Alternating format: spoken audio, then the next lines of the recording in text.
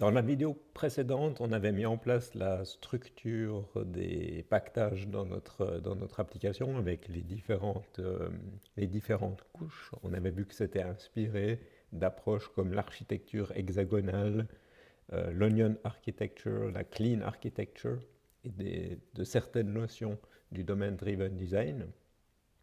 On s'était arrêté au point où on avait des packages, mais où on n'avait pas encore de fichiers à l'intérieur de ces packages, on n'avait pas encore défini d'interface et de classe Java. Alors, c'est ce qu'on va voir dans cette vidéo ici.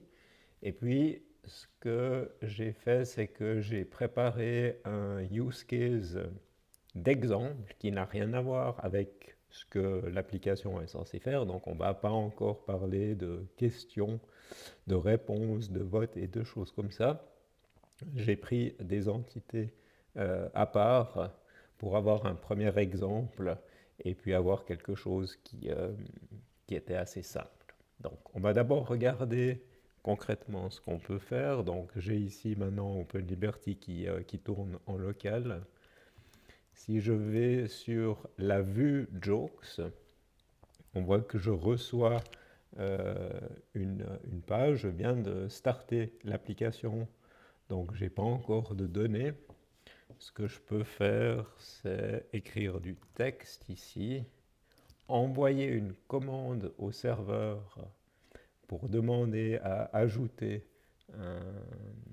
un joke dans la base de données. On voit que cette fois-ci, ça rafraîchit la vue. Et sur la partie de droite, j'ai l'affichage des jokes qui ont été partagés par les utilisateurs du site. Donc, ce qu'on va voir maintenant, c'est comment on a structuré le code pour pouvoir faire ça.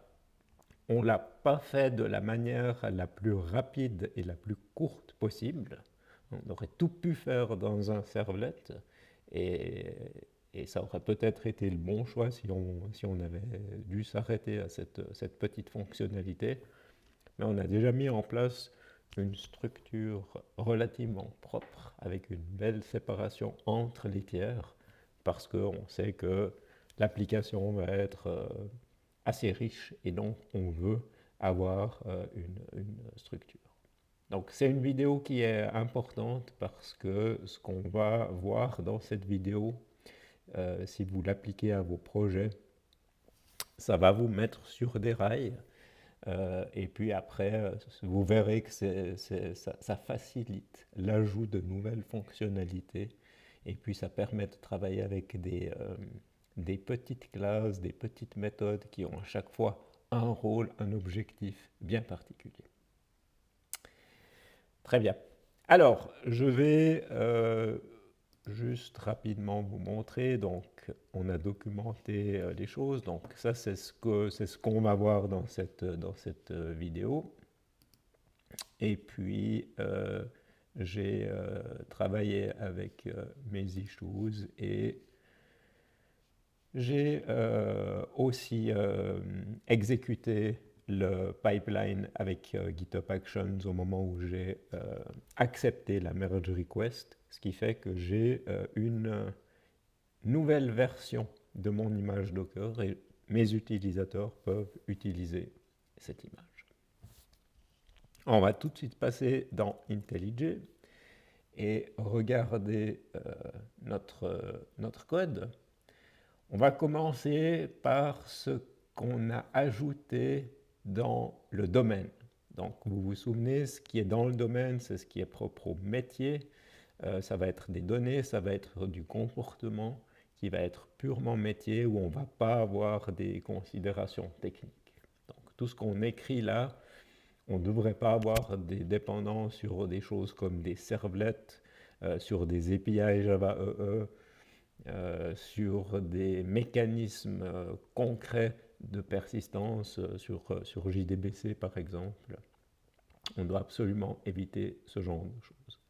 Une chose qu'on accepte, c'est l'utilisation de Lombok, parce que ça va nous permettre d'écrire du code propre, et puis dans Lombok, on n'a pas de comportement, et on peut très facilement retirer la dépendance sur Lombok, on peut finalement utiliser le process de délombok pour générer le code qui est généré normalement à la compilation par les annotations. Donc, ça, c'est quelque chose qui est tout à fait acceptable et qu'on va utiliser beaucoup quand on écrit ce code.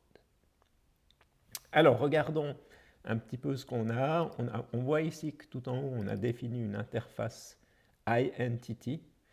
Le terme d'entité ici vient du domaine Driven Design.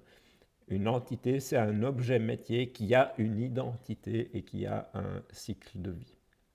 C'est différent, de nouveau dans la terminologie, d'un value object qui n'a pas une entité propre, qui est juste une valeur. Donc, dans cette interface, pour le moment, il n'y a pas de comportement, mais on va voir qu'on utilise ça dans d'autres interfaces.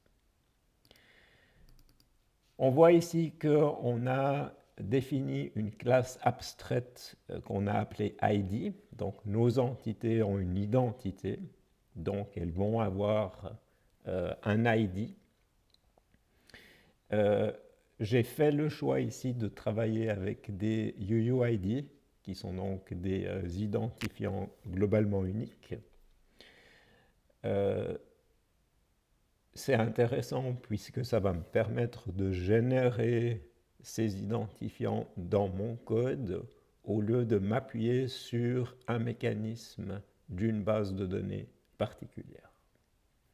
Alors, c'est un sujet où il y a pas mal de choses à débattre. Est-ce que c'est intéressant? Est-ce que c'est une bonne idée d'utiliser les ID comme des clés dans une base de données relationnelle?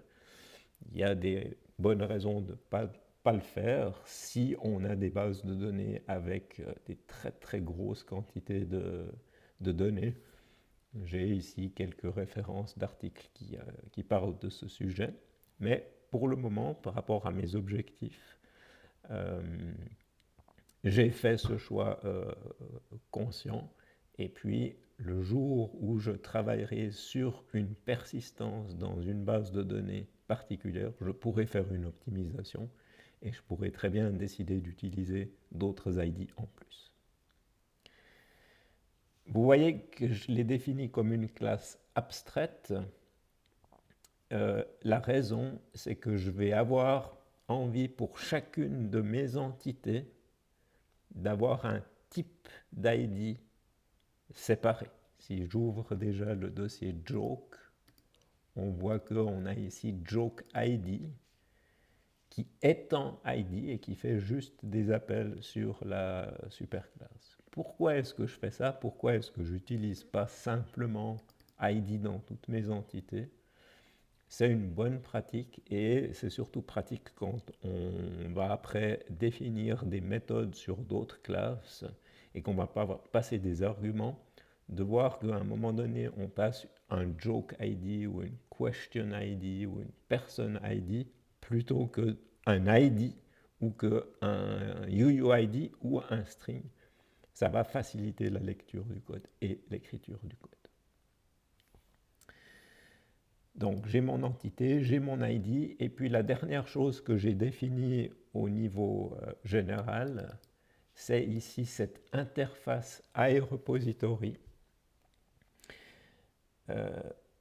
Dans le domaine, je spécifie un contrat qui va être implémenté ensuite par des mécanismes de persistance concrets dans la couche infrastructure et qui permettent de persister de manière durable les entités du domaine.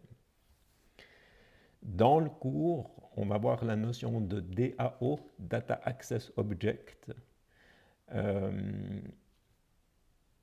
C'est plus ou moins la même chose. Et on peut pour le moment dire que c'est la même chose. Un DAO, un repository, c'est quelque chose qui va me permettre de stocker des entités dans une base de données et qui va me permettre ensuite de le récupérer. Donc, De manière générale, tous les repositories font à peu près la même chose. Ils me permettent de sauvegarder. Donc ici, cette méthode, elle va me permettre de créer de stocker une entité la première fois, mais aussi si je l'ai mise à jour, si je l'ai modifiée, de la mettre à jour. Elle va me permettre de la supprimer. Elle va me permettre de faire une recherche par identifiant. Et elle va me permettre de faire une recherche sur tout, de récupérer toutes les entités d'un repository particulier. Je vais après, ça on le verra plus tard, je vais avoir la possibilité d'ajouter d'autres finders avec une logique particulière. Donc ça ici, je le définis dans le domaine. On va voir que cette interface, elle est étendue par le iJoke repository et elle va être implémentée plus tard dans l'infrastructure. Donc ces trois choses ici, ça on va les faire une fois. Et puis après, toutes mes entités, et si on pense à Stack Overflow, question sera une entité, réponse sera une entité, personne sera une entité, on va à chaque fois utiliser le même modèle. Si on regarde ce qu'on a défini ici dans notre sous-pactage joke, j'ai d'abord défini un type de joke qui est un enum. J'ai mon joke ID qu'on avait déjà ouvert avant, qui étend simplement ID. Donc vraiment l'objectif ici, ça va être de faciliter la lecture de mon code métier. J'ai mon joke ici qui est donc l'entité. Alors, on voit ici que j'implémente iEntity, c'est un marqueur, hein, c'est ce qu'on appelle un marqueur, parce que je déclare juste que je vais implémenter ce contrat, je suis une entité. Et puis, vous voyez qu'on utilise ici deux annotations de Lombok, @data et @builder,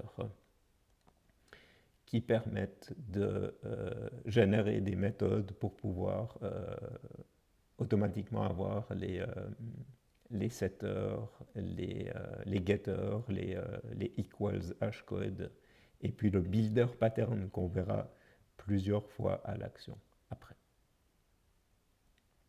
Donc un joke a un identifiant, il a un auteur, il a un texte,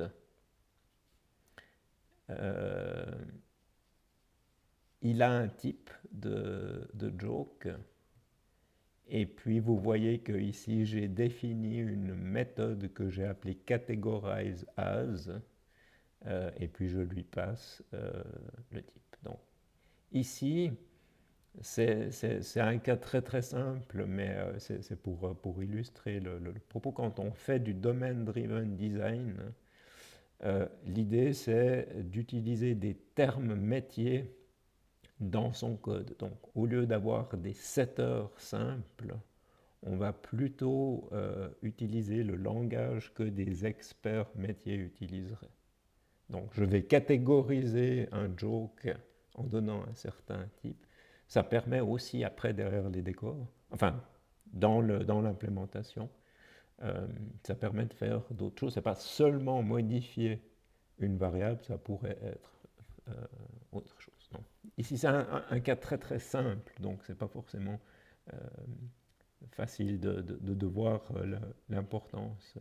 Mais pour le moment, gardez-vous ça, quand on définit les méthodes de nos classes, de nos entités, on va essayer de vraiment utiliser des termes qu'on pourrait utiliser quand on discute avec un expert métier qui n'est pas un développeur. Dans le domaine, quand on lit du code dans la partie domaine, c'est des choses que un expert métier devrait pouvoir suivre. Et donc, ça montre bien qu'on va essayer d'écarter toutes les considérations techniques. Le joke builder, ici, il est généré par Lombok, mais j'ai la possibilité ici, si je le déclare, de changer le comportement. Et ici, ce que j'ai fait, c'est que j'ai vérifié ou j'ai attribué des valeurs par défaut. Il y a maintenant une nouvelle annotation qui s'appelle @builder.default qu'on peut utiliser pour faire ce genre de choses. D'ailleurs, c'est un refactoring que je ferai plus tard en vérifiant que je n'ai pas cassé mes tests automatisés. Et puis, ce qui est le plus intéressant ici, c'est que j'ai une logique où je dis, ben, si le texte du joke contient le mot-clé sexe, je vais le catégoriser automatiquement comme étant un joke pour adultes, ce qui va me donner après la possibilité de traiter des requêtes safe for children et ce genre de choses. Donc vous voyez, là j'ai déjà un tout petit exemple d'une règle métier que je vais pouvoir coder et que je vais aussi pouvoir valider dans des tests automatisés, ce qu'on verra plus tard. Dernière chose dans le domaine, c'est de nouveau un contrat et vous voyez que ici j'ai rajouté un finder supplémentaire qui est assez générique en disant ben voilà, on va pouvoir faire des requêtes qui sont spécifiques au joke.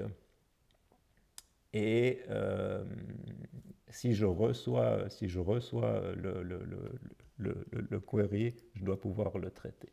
Donc, on peut déjà aller voir ici. Si je fais une requête, je peux justement spécifier que je veux avoir tous les jokes ou uniquement les jokes qui sont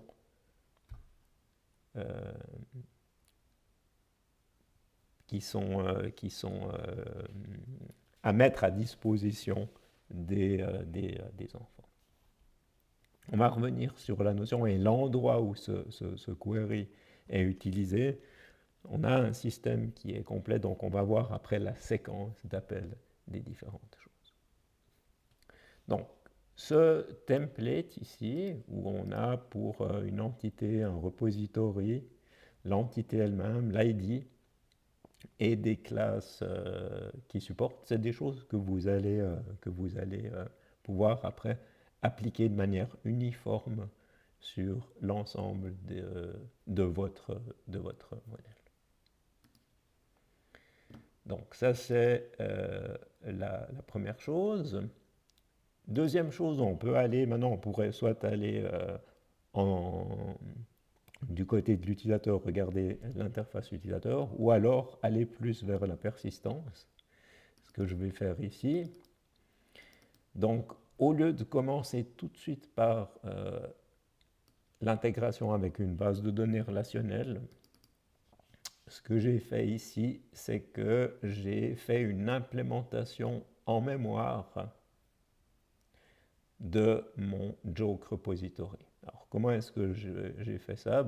Je vais simplement travailler avec un hashmap où j'utilise les joke ID comme clé et les jokes comme valeur.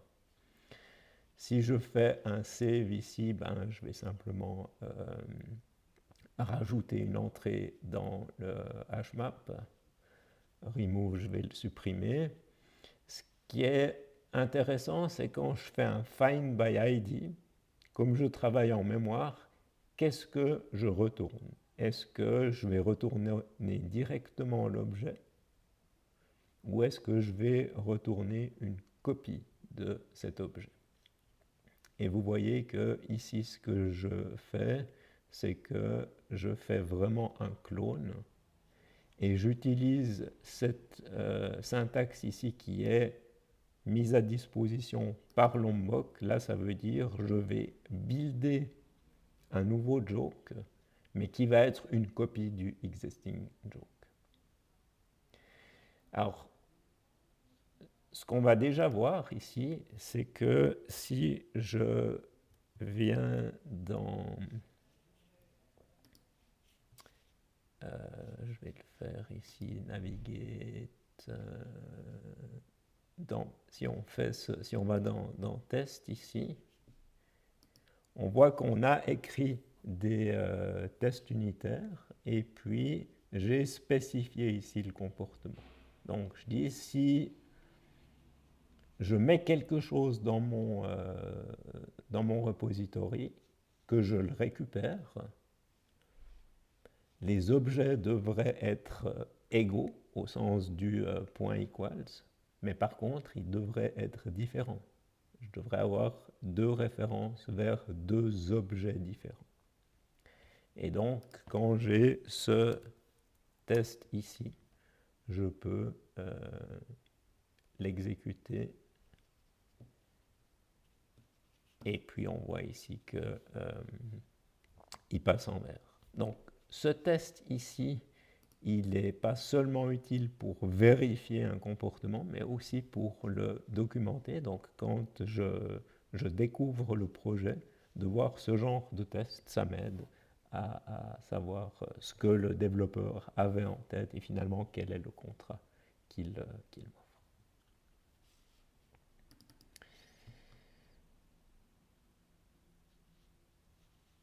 Cette méthode ici, donc on voit qu'on reçoit un jokes query et puis si je veux uniquement des jokes qui sont compatibles pour les enfants, eh bien j'ai cette opération de filtre ici. Ok, donc ça c'est la partie infrastructure. Pour le moment, je ne me suis pas encore posé trop de questions par rapport à des accès concurrents. Je n'ai pas encore écrit de tests automatisés où je crée des solutions de concurrence. Donc ça, c'est aussi quelque chose qu'on devra revisiter plus tard. Et dans le projet, c'est notamment toute la partie des votes pour des questions où il faudra faire très attention aux questions de concurrence. Et si on travaille en mémoire ou si on travaille avec des bases de données relationnelles, on ne va pas utiliser les mêmes mécanismes pour pouvoir gérer la concurrence. Partie suivante, ici, c'est notre application où il y a deux choses différentes. Ça, on l'avait vu dans la vidéo précédente. Il y a l'aspect glue où on va mettre les différentes briques. Par exemple, on va dire qu'on utilise notre repository en mémoire dans ce cas particulier. Ça, c'est ce qu'on va voir dans le service registry.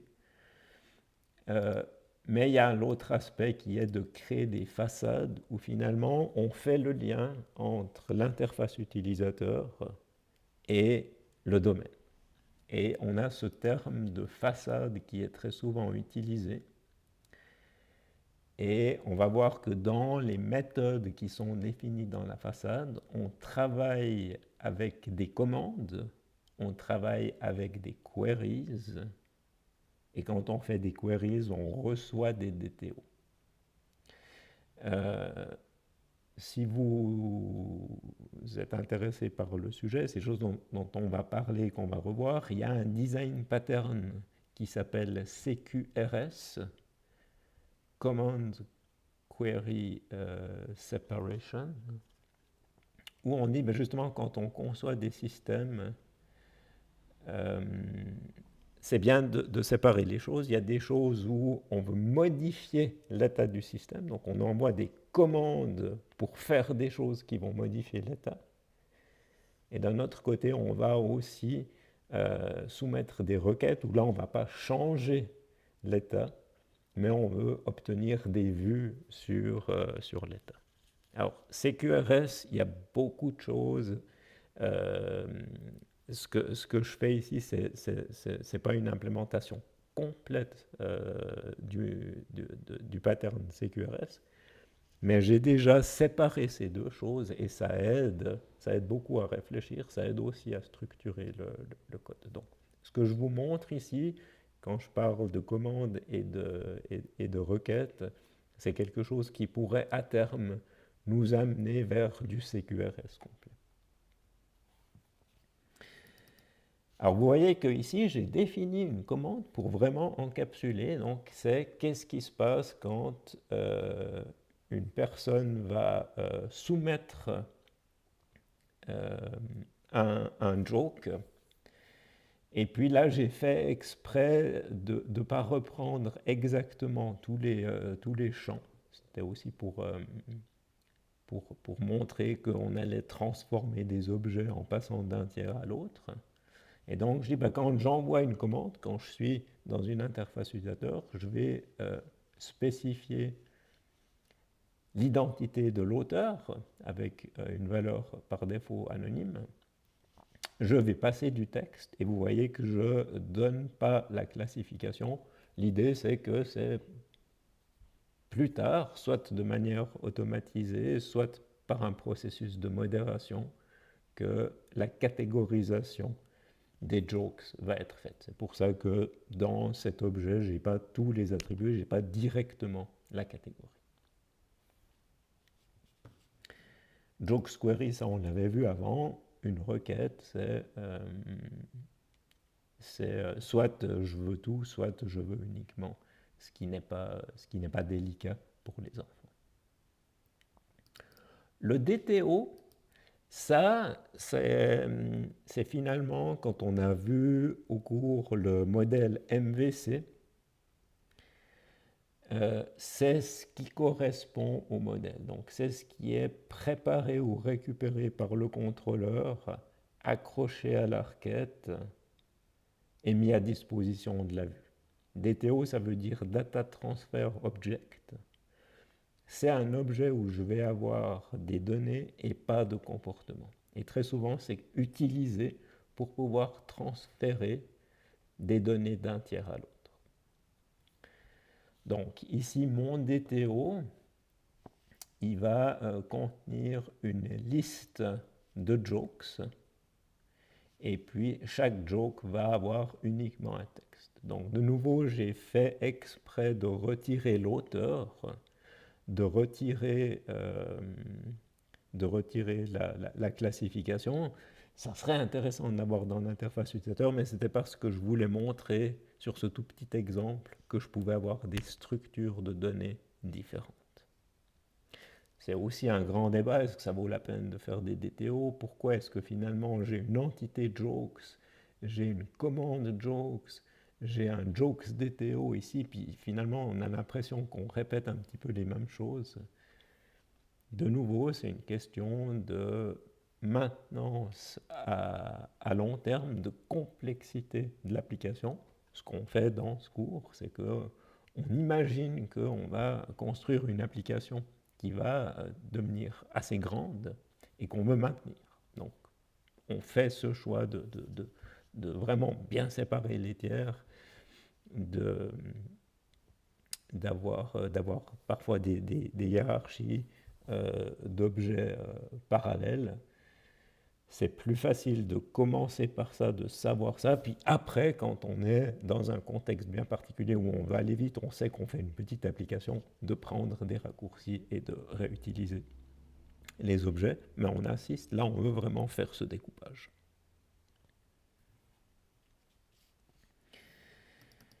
Finalement, j'arrive sur ma façade, donc c'est de nouveau, je vais mettre à disposition des interfaces utilisateurs la fonctionnalité de mon domaine.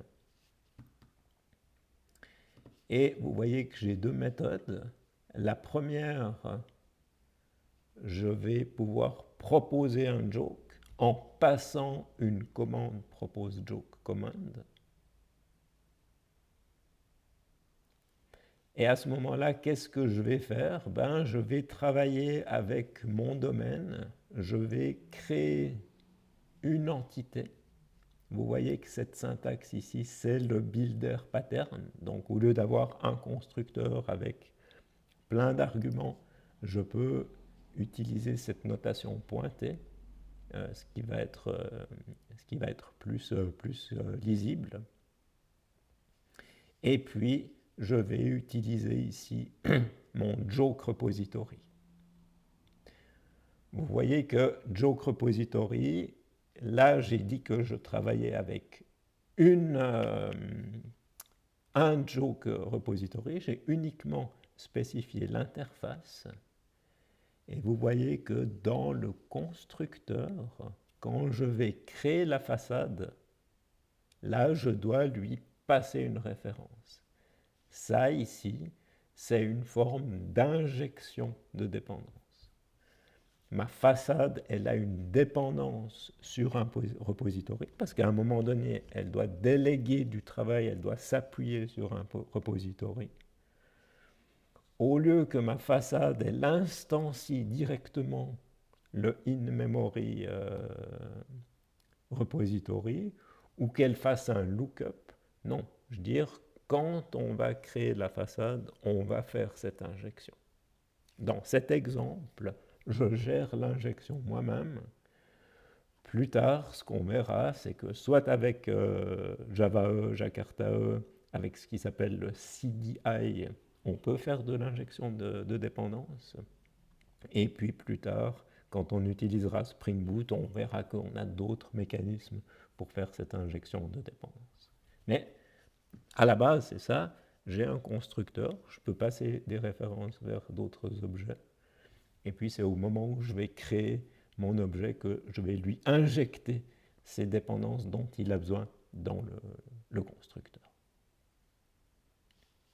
Donc vous voyez ici, quand je suis dans la façade, je peux utiliser, je peux interagir avec le domaine. Le getJokes, ben, je vais ici interagir avec mon repository, lui demander d'exécuter la requête que j'ai reçue du tiers interface utilisateur. Et puis, ce que lui va me retourner, c'est une liste d'entités. Et comme je fais les choses proprement, je ne veux pas retourner ces entités directement à la présentation. Je veux les transformer dans les DTO. Donc cette étape ici, c'est souvent on dit que c'est une étape de mapping. Ici, je l'ai écrit directement dans cette méthode. Dans certains cas, ça dépend de nouveau de la taille et de la complexité de l'application. On va vraiment même faire ça dans une classe à part qui va s'appeler un mapper. Et donc, ce que je fais, c'est que je parcours la collection de mes entités. Et chaque fois que j'ai entité, ici, joke c'est une entité, je vais la transformer dans un DTO. Et là, la seule chose que je dois faire, puisque dans mon DTO, j'avais décidé que j'avais qu'un seul attribut texte, ben, je récupère le texte de joke. Ça montre aussi que dans mon entité, je peux avoir des attributs qui peuvent être des attributs sensibles. Imaginez si vous avez une application de gestion des ressources humaines et que dans l'entité, on a le salaire, on n'a pas forcément envie que ce salaire soit exposé dans les vues ou dans toutes les vues. Donc d'avoir un DTO en disant, ben voilà, pour ce use case, pour cette vue particulière, voilà ce dont j'ai besoin, voilà ce qui doit être exposé à l'utilisateur, mais ce qui est suffisant, ben ça nous donne ce contrôle. C'est une des raisons de faire l'effort d'introduire un DTO, de faire l'effort d'écrire cette logique de mapping. Non. Il y a du code à écrire, mais on gagne en clarté, on gagne en contrôle.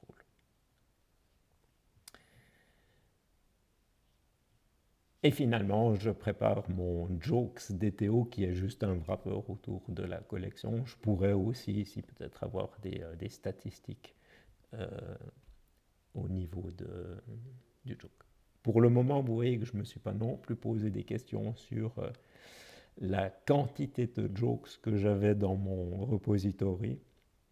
Si j'en ai 10 000, ici mon code ne va pas être terrible. On parlera de pagination plus tard dans le projet. Donc, façade ici, c'est ce qui va exposer mes use cases, toutes les commandes que les utilisateurs peuvent envoyer, toutes les requêtes, toutes les vues qu'ils peuvent obtenir du modèle. Au lieu d'avoir une grosse façade pour tous les use cases de l'application, on va les regrouper comment on fait ce découpage, ça va encore une fois dépendre de la taille de l'application. Dernière chose, alors j'avais oublié une chose, ici vous voyez que j'ai ce service registry. Pour le moment, je gère ça comme un singleton, ce qui est généralement pas une très bonne idée. C'est pas recommandé d'utiliser les singletons, notamment parce que ça complexifie le test ou ça empêche de tester certaines choses. Mais ici, j'ai fait une première implémentation qu'on remplacera plus tard. Un service registry, c'est quelque chose qui fait la référence vers un ensemble de services, parce que dans mon application, je vais avoir plusieurs façades, je vais avoir plusieurs repositories. Et puis, vous voyez que ici, dans cette instance de l'application, j'ai décidé que mon joke repository, ça allait être le in-memory joke repository. Je fais moi-même l'injection de dépendance, donc j'instancie ma façade et puis je lui passe la référence vers l'objet. Et donc d'avoir ça, ça va donner la possibilité à d'autres composants de l'application, notamment dans la couche interface utilisateur, d'obtenir une référence vers la façade.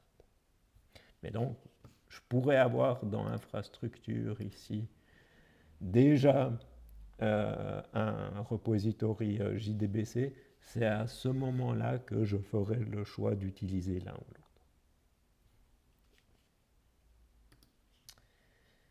Donc on va passer sur la dernière chose ici qui est l'interface utilisateur.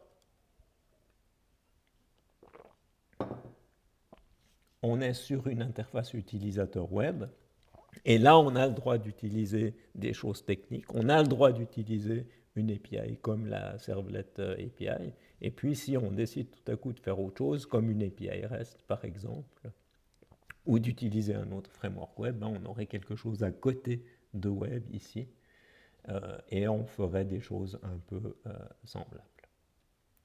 Alors, même chose, ici j'ai fait un choix pour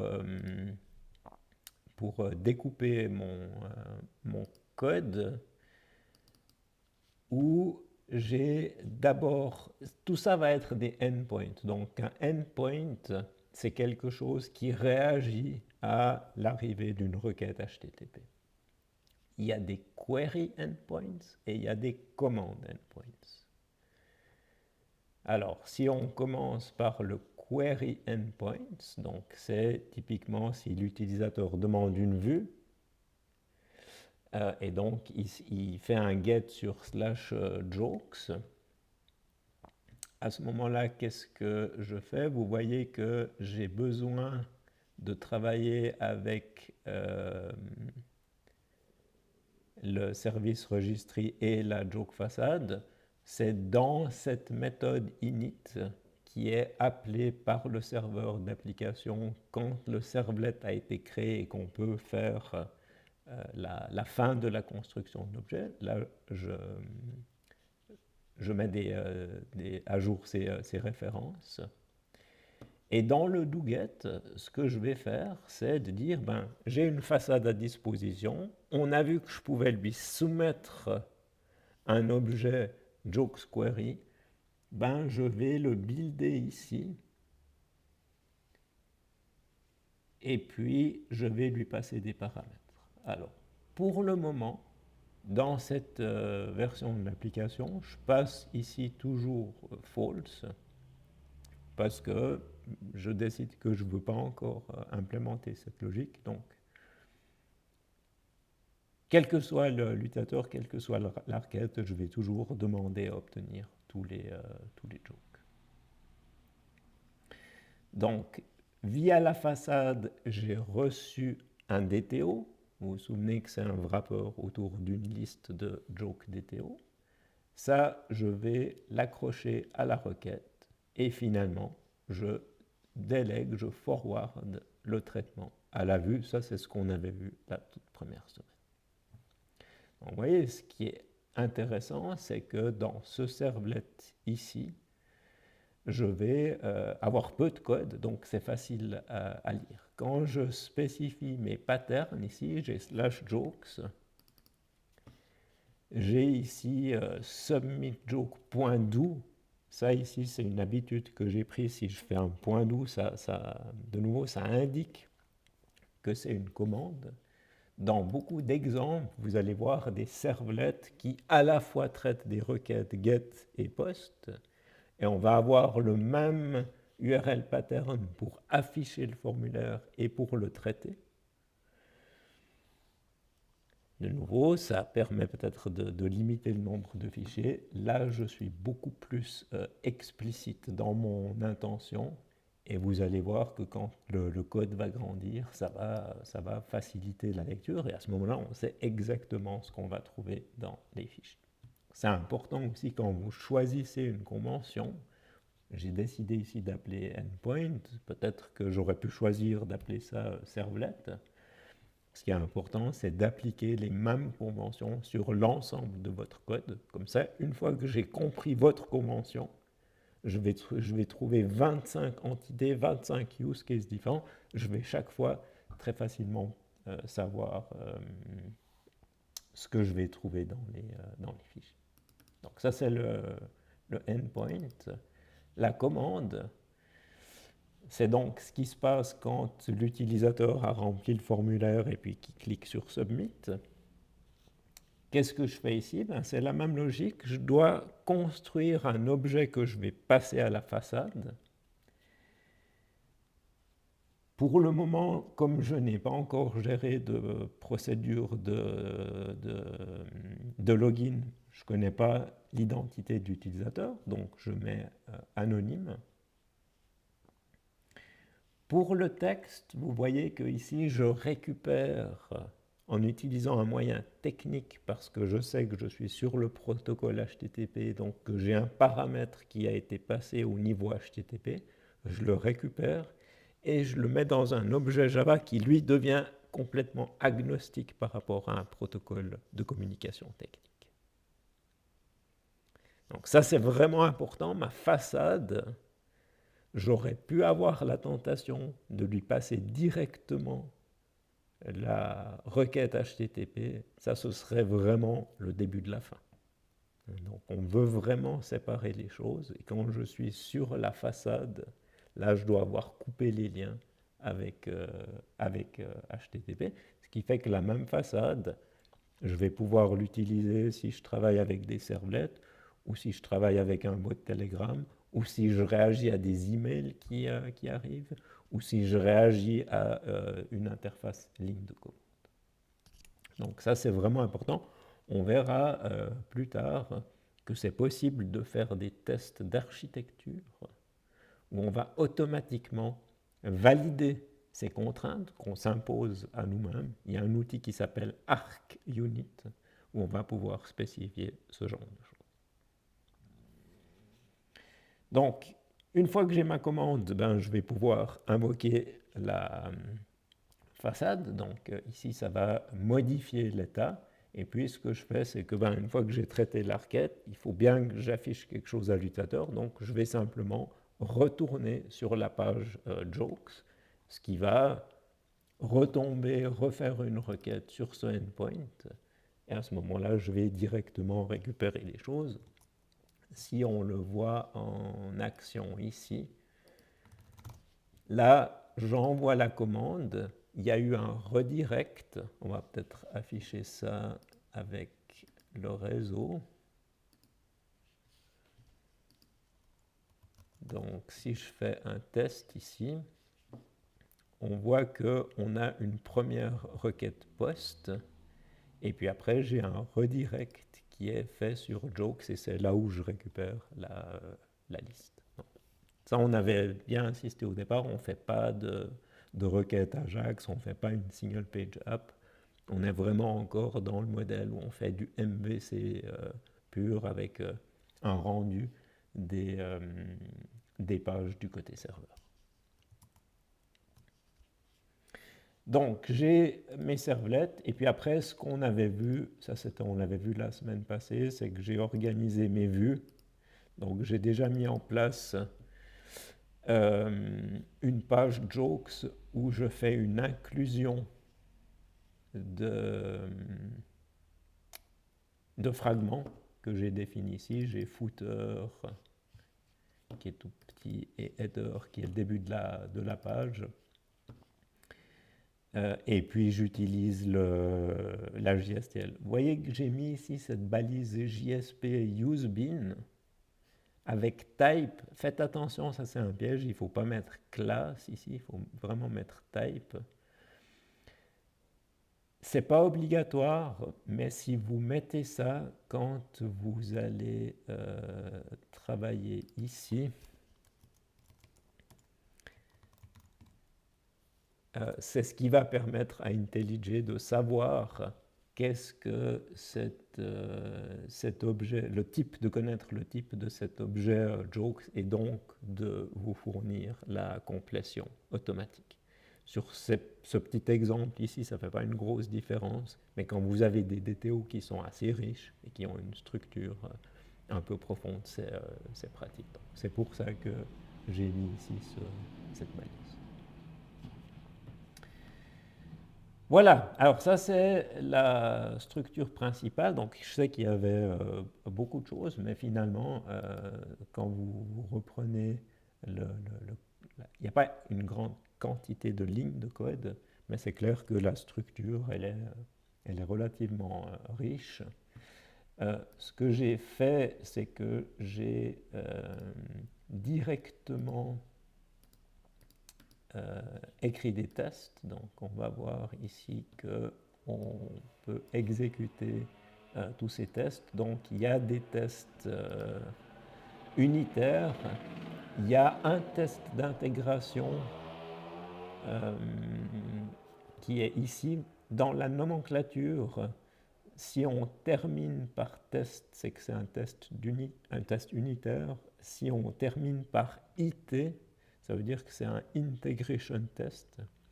Et ces tests vont être exécutés par différents plugins, Maven.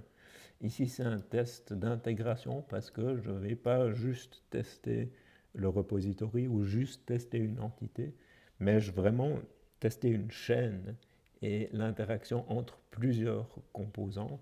Et typiquement, je vais travailler avec la façade, je vais envoyer les commandes. Vous voyez que j'ai ici testé le mécanisme de classification en disant si je propose un joke avec ce texte, celui-ci, et puis un qui contient le mot-clé qui met les voyants en rouge, derrière, si je fais une requête où je veux uniquement le contenu Steph, je devrais avoir 2 éléments. Si ça m'est égal, je devrais en avoir 3. Donc, vous voyez, ça c'est le genre de comportement qu'on peut spécifier dans les tests automatisés. Et puis si à un moment donné on modifie notre code, on va détecter qu'on viole ces comportements. Ça vaut vraiment la peine d'écrire ces tests parce qu'on a vu que notre structure, on a fait des choix, mais quand le code va grandir, on va certainement vouloir revoir cette structure, on va vouloir faire du refactoring, avoir les tests. Ça nous permet de faire ça avec confiance. J'ai déjà fait pas mal de modifications et j'ai déjà exploité ces tests, même sur ce petit exemple. La dernière chose que je vais montrer ici,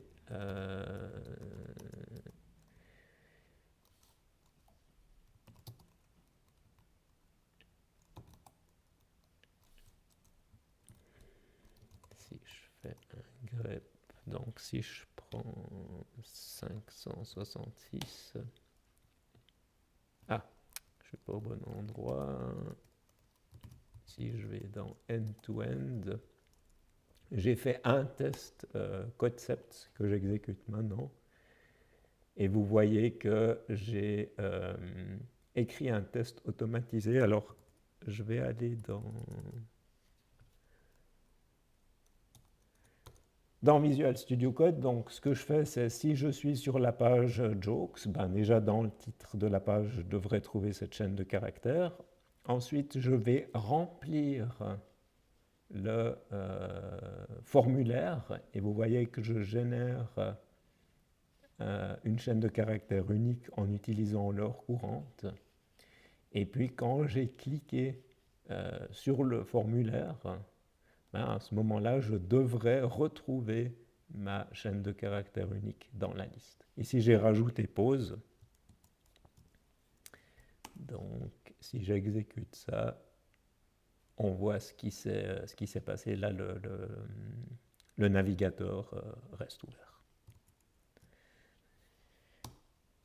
Donc, j'ai fait ça parce que comme ça, maintenant, je suis dans une habitude où je vais pouvoir écrire mes tests end-to-end au fur et à mesure, plutôt que d'attendre 6 semaines et puis commencer à me gratter la tête dans 6 semaines, à savoir comment est-ce que je mets ça et à paniquer parce que j'ai du retard à rattraper sur le test automatisé de mon application. Alors, on parlera des tests automatisés dans d'autres vidéos, mais c'est des choses que vous devez commencer à faire rapidement. Vous allez voir que quand on a ces harnais, ça permet vraiment de travailler avec beaucoup de confort. Voilà, alors je vais m'arrêter ici sur, je pense que c'était une longue vidéo, mais de nouveau elle est importante parce que c'est une proposition de structure que vous pouvez suivre et puis qui va après vous faciliter la vie pour le gros du projet. Donc, au fur et à mesure, maintenant, on va remplir ça. Il y a pas mal de boulot pour mettre la structure en place, pour faire le premier exemple. Mais après, une fois qu'on l'a, c'est suivre des patterns, suivre des modèles. Et puis là, il n'y a plus trop de questions à se poser.